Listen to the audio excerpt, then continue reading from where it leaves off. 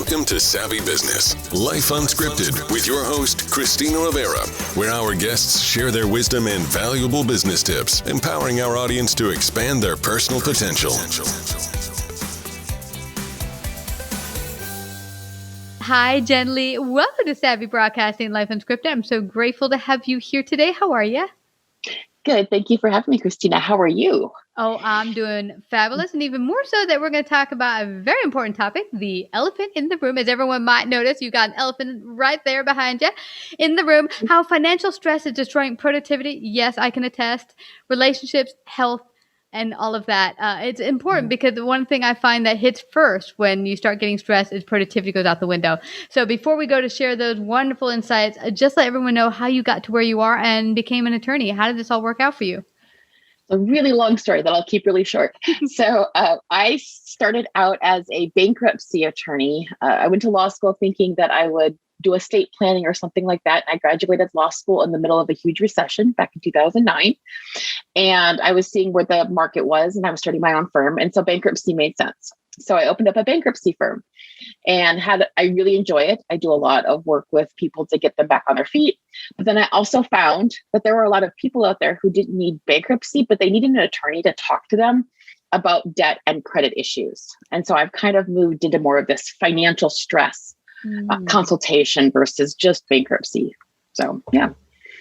You know, I love that you mentioned that debt and credit issue, because I think it's a big thing in America. When I'd heard several years ago that every family at this time, when I'd read it, it was like holds at least $7,000 in debt. I was like, what? I thought it was just me. But Yes. It's become such an issue. Remember when, well, I don't know if I remember my mom had a credit card. It was really hard to get. It was like not everyone didn't have credit all over the place. And when you did, you used it sparingly. How did we get to where we are today that this credit just exploded? It's so crazy how it's built up, and that the economy runs on credit now. If we cut off the credit, we cut off student loans and you cut off all those things, the economy pretty much collapses. So it's interesting that, and I always tell people the elephant in the room is that at least 70% of Americans have debt or credit problems. So 70%, and that's the elephant in the room. But we all think we're alone. We all think that no one else is struggling with this, that, it's so embarrassing. It's so crazy that anyone else would know about this. And so I just found it was so overwhelming for people to talk about. And so I started talking about it more and more about all these problems. So I'm glad you are. I remember early on, not early on, but like several years ago, I was talking to my friend saying, oh, I have all this debt. I'm going to figure out how to resolve it. And I feel really bad about it. And so what's your situation? Because I wanted to get a feel like, what is she doing if she has the same problem, or maybe she doesn't have the same problem, and why doesn't she? What is she doing differently than I'm doing? And she immediately cut me off and said, I don't discuss money with people. It's none of your business. And I was like, okay. And so why is money and debt, or just money in general, become so taboo? I think a lot of it is how generations have dealt with money. It kind of keeps getting passed down that you don't talk about money, and that's a very private topic.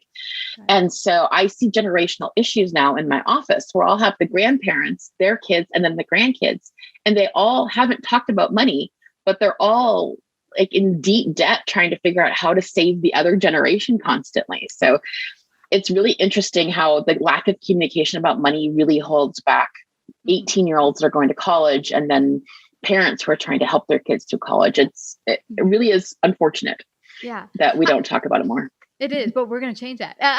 So people walk into your office and they come to you for what they think is one thing. How do I get this off my plate through bankruptcy or something? How do you start to strategize and work with them to see, okay, this is bigger than just a bankruptcy today because it can go on later. How do we resolve it going forward? How do you work with them in that way?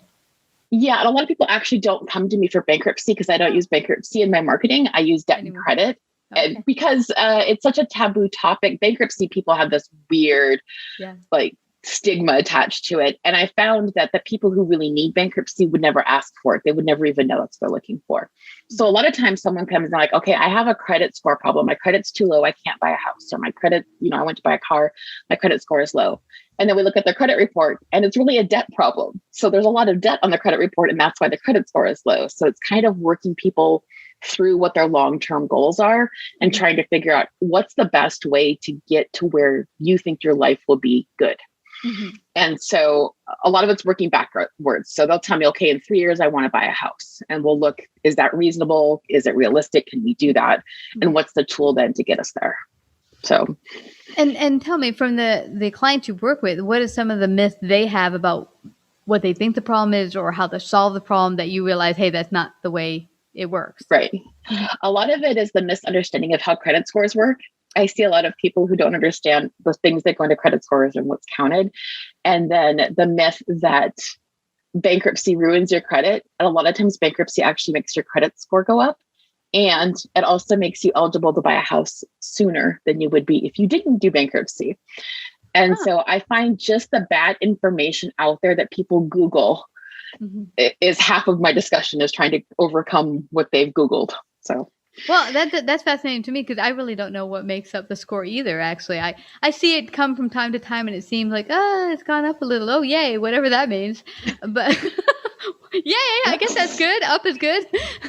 So, well, what are some of the reasons that bring it up or bring it down? Like the two biggest things are making payments on time, and how much of your debt you're using. So 35% of your score is whether you make a payment on time. And if you miss one payment and it's 30 days late, that can significantly impact your score, like more than 100 points.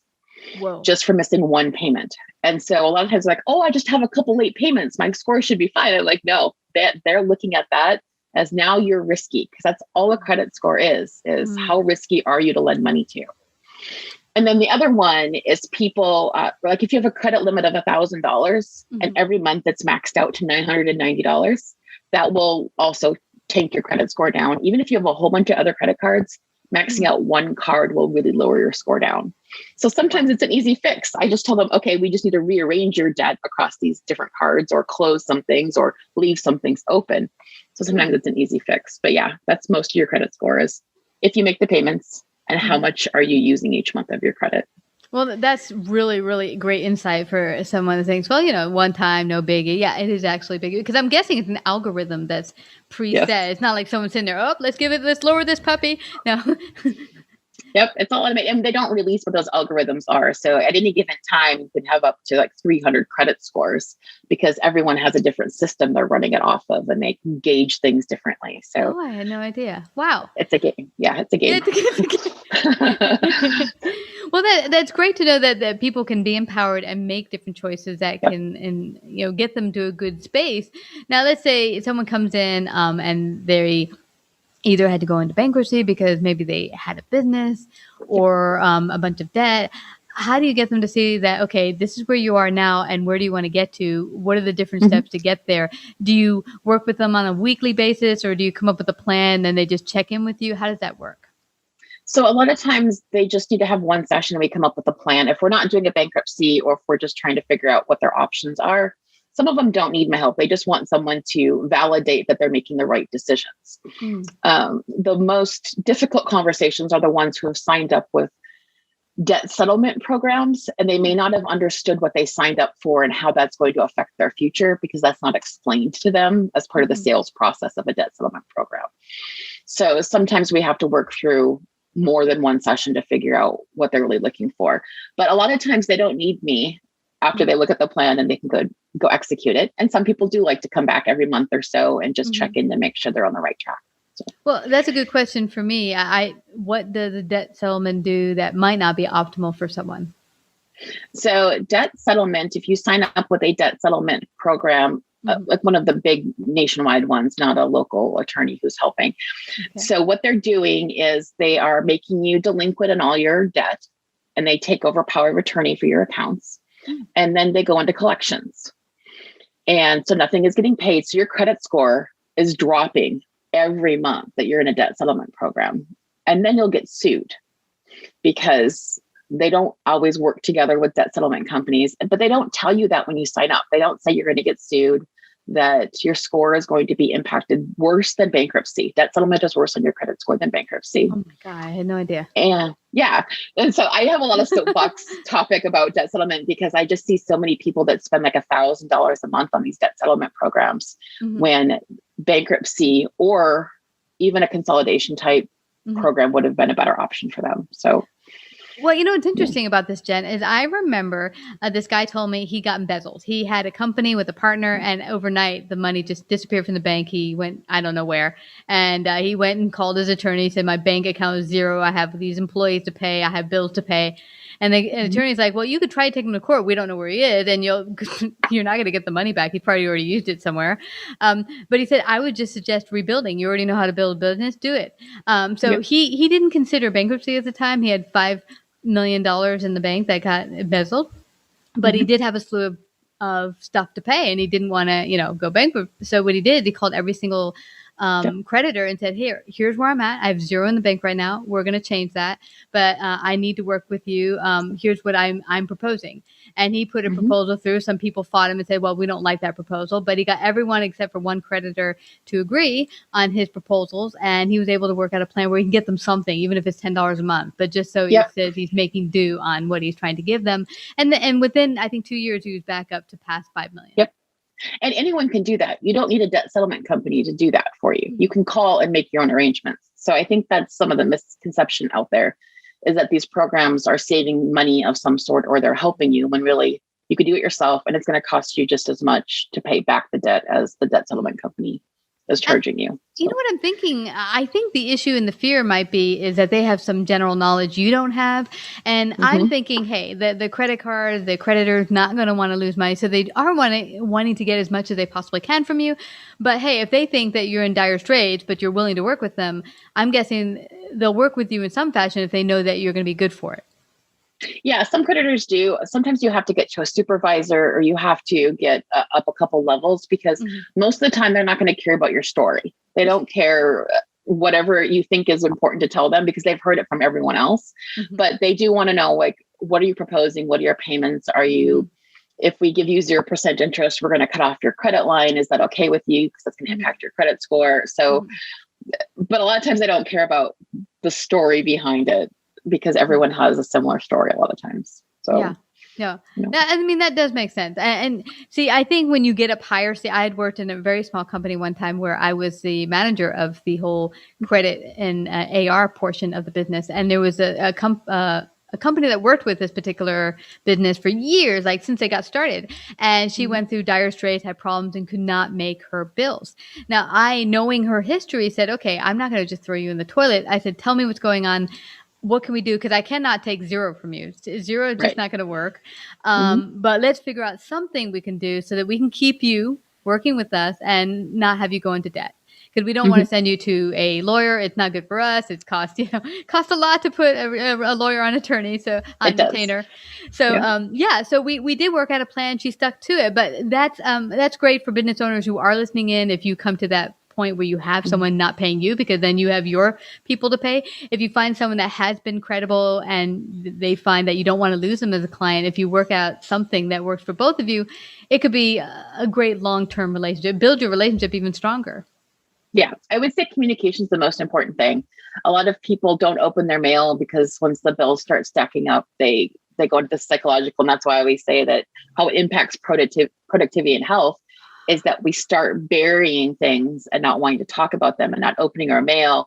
And then it gets worse. And then you don't want to talk about it because now it's even worse than it was before. And it becomes this really bad spiral that really affects all areas of your life when that stress hits. Yeah, that is such a great point, Jen, because I remember someone saying early on in their 20s, they had gotten to just that situation where they couldn't pay stuff. So they put all their bills in a big bag in the tub and just kept throwing it there. And then her now husband, was dating her, and he's like, what the hell is this? He's like, oh, nothing. And eventually she opened up all the bills and she got things taken care of.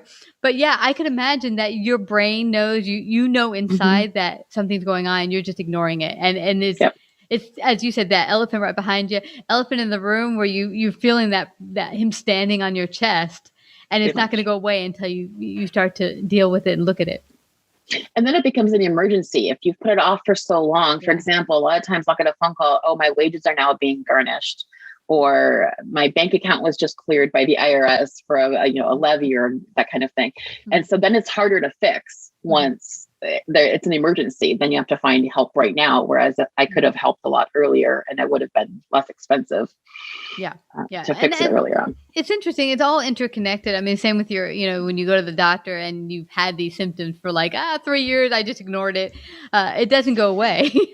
Right, exactly. So I love that you mentioned that. Tell me how you've seen this sort of thing affects relationships. And we talked about the health aspect and productivity. How has it affected people's health? So for relationships, it often helps, or it affects your spouse or your person you're dating. Talking about money, what I see a lot of times is spouses will come in and one spouse will have no idea what their current financial situation is because the other one handles the money. And then I have to explain that they have, $50,000 in credit card debt, or they owe the IRS money and that kind of thing. And so 44% of divorces are due to financial issues. Wow. And a lot of times people, to the day they get divorced, they still haven't talked about the money issues because they're just so afraid of that topic. So I see it with relationships and also with kids, how parents deal with money is passed on to how kids then deal with the money. And so they start doing the same habits and it affects their future relationships. So it's kind of like this never ending cycle. Yeah.